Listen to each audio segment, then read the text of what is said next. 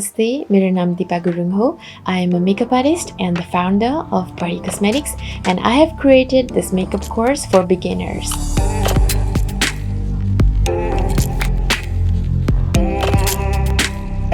यो makeup course चाहिँ तपाईहरु सबैजना बिगिनर लेभलको मेकअप लभर्सहरुको लागि बनाएको हो. There are 4 lessons in this course and it is all free. मात्र तपाईहरुको लागि.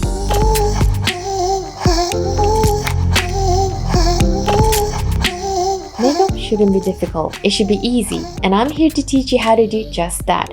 So यदि तपाईहरु आफ्नो घरबाटै online makeup class लिन चाहनुहुन्छ भने subscribe to my channel because this is created just for you.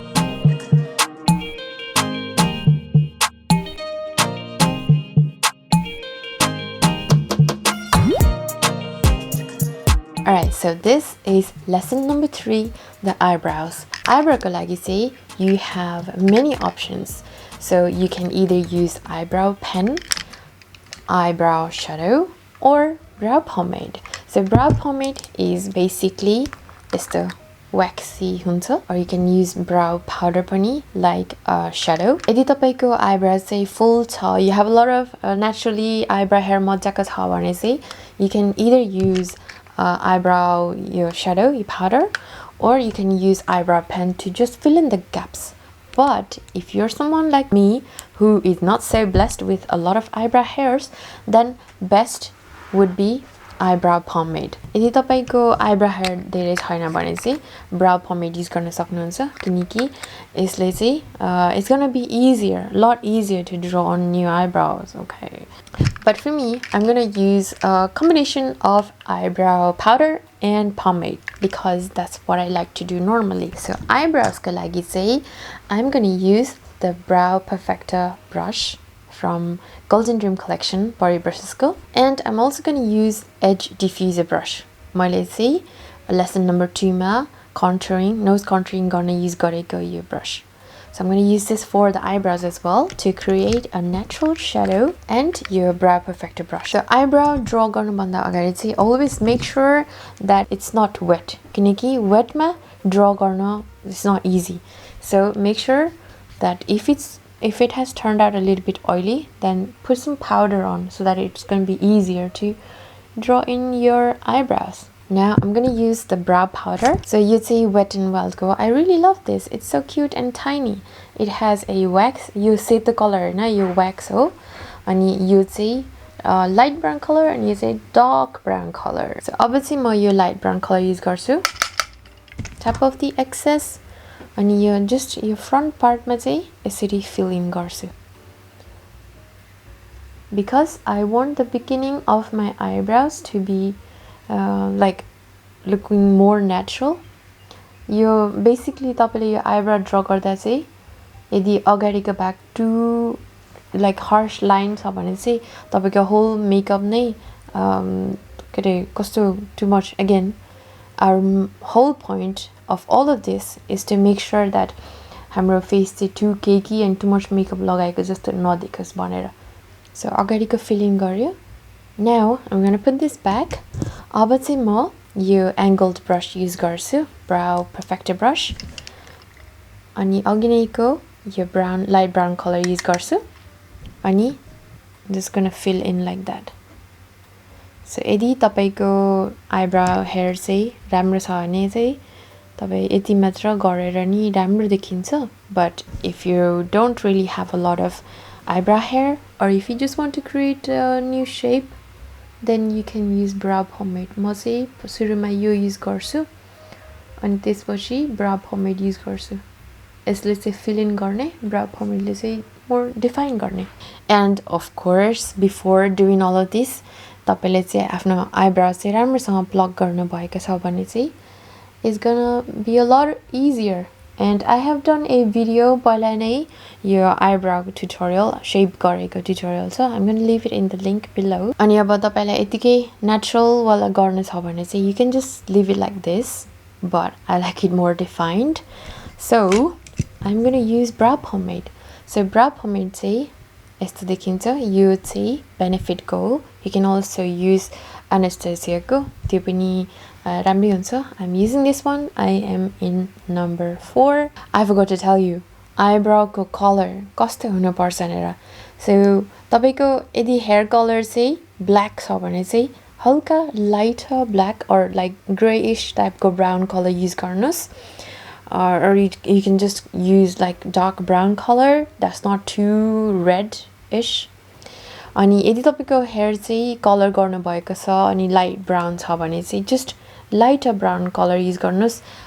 Not too light and not too dark brown, just in between. है so basically hair color सँग हल्का match हुनु पर्यो. Exactly same हुनु पर्दैन. Just हल्का match भयो भने it's gonna look nicer.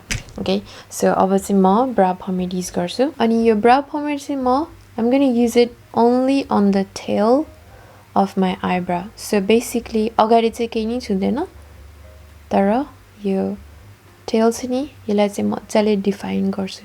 कस त्यस्तो गरे भने चाहिँ तपाईको whole face कस्तो sharp देखिन्छ. It's already doing that. Now if you want your face to look more lifted then तपाईको eyebrow नि यस्तो माथि गर्नुपर्छ. But if you want a more innocent, natural, not sexy but cute look then straighter eyebrows would be good. But I want a little bit in between sexy and cute, so it's not gonna be too arched. So ठिक्कको arch भएको. Remember, if you want to look younger, then you need to have straighter, not too much arched brows. Kiन eyebrows एकदम arch भयो भने it's gonna make you look older. So depending on what you want.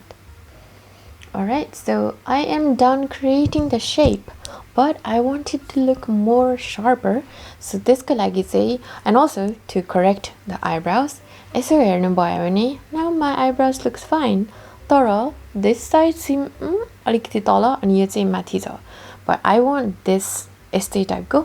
So त्यसको लागि चाहिँ I'm going to use a flat shaper brush. I'm going to use अघि नै use गरेको foundation. Now this is going to be a very useful part. यदि तपाईलाई eyebrows draw गर्न त्यति राम्रोसँग आउँदैन भने this is going to be very useful. So sometimes हामीले eyebrow draw गर्दा गर्दा दुईटै eyebrow चाहिँ same नहुन सक्छ. Like एउटा eyebrow too माथि एउटा eyebrow too like कस्तो too thick and too thin हुन सक्छ. So त्यसैले यो step चाहिँ it's going to be very useful अनि सजिलो हुन्छ तपाईको eyebrow more similar देखाउनको लागि. So if you look closely, मेरो यो eyebrow चाहिँ it's going down a little bit अनि यो चाहिँ अलिकति माथि छ. So I want यस्तो टाइपको. So मैले चाहिँ अघि नैको foundation यसरी लिएको र यसो हेर्नु भयो भने चाहिँ what is this? So यो flat shaper brush ले चाहिँ यसरी लाइनलाई अझै डिफाइन गर्छु. So this is going to be like pencil and eraser. So pencil ले चाहिँ draw गर्ने अनि मन परेन भने चाहिँ मेटाउने अनि ड्रा गर्दै मेटाउँदै गरे जस्तो हो के. सो आइब्रो ड्रा गर्यो अनि यसरी मेटाउने नमन परेको पार्ट. अनि फाइनल स्टेप चाहिँ तपाईले फिलिङ गर्नु भएपछि यसरी हल्का गरेर ब्लेन्ड गर्नुपर्छ. यसरी ब्लेन्ड गर्नुस्. आइब्रो हेयरहरु अब लामो लामो छ भने यसरी ब्रश गर्नुस्. And that's it. And always make sure that this part, your beginning चाहिँ नि eyebrow को beginning part चाहिँ जहिले पनि यसरी diffuse भएको होस्. Not like sharp. अगाडि नि sharp बनायो भने it's just gonna look like कस्तो eyebrow draw गरेको देखिन्छ कि. But this way it looks more natural. And that is our goal. Okay, so we are done with our eyebrows as well. Our lesson number 3, the eyebrows are also done. And I used these tools. So tools are to use मैले brow pomade and powder and 2 brushes from the Pori Golden Dream collection, the flat shaper brush and the brow perfector brush. यति tools भयो भने चाहिँ तपाईले आफ्नो eyebrows एकदम राम्रोसँग create गर्न सक्नुहुनेछ. Now before we move on to lesson number 4, let me give you a quick guide. So एउटा makeup brush लिनुस् or pen or pencil, anything like this. अनि nostril-मा यसरी राख्नुस्. तपाईको eyebrow चाहिँ यो nostril को यो सिधा लाइन भयो नि, यो लाइन भन्दा टु अगाडि आउनु भएन. टु अगाडि आयो भने रिसाएको जस्तो देखिन्छ के. अनि फेरि टु वाइड पनि हुनु भएन. यो स्टार्टिङ चाहिँ नि यो चाहिँ यहाँबाट सुरु हुनु नि भएन.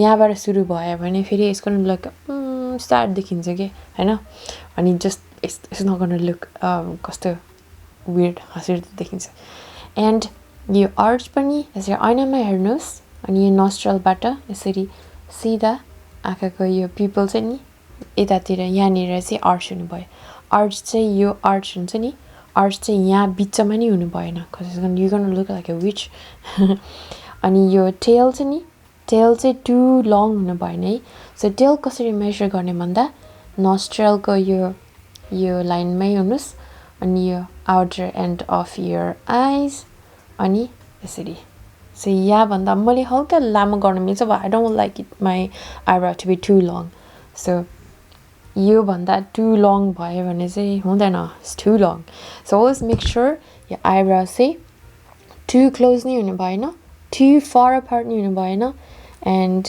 टु आर्च पनि हुनु भएन unless you want look like a witch अनि टु लाइक लङ पनि हुनु भएन so it's just balance out गर्नुहोस् हैन I am sure you know what I mean I hope I did my best to explain. And that's it for lesson number 3. Now, moving on to lesson number 4, which is the most fun part, and that is the eyeshadows. And in lesson number 4, I will teach you how to do the most easiest eyeshadow look. And that is our signature golden eyeshadow look. Okay, let's call it that. Alright, I will see you in lesson number 4. Bye-bye.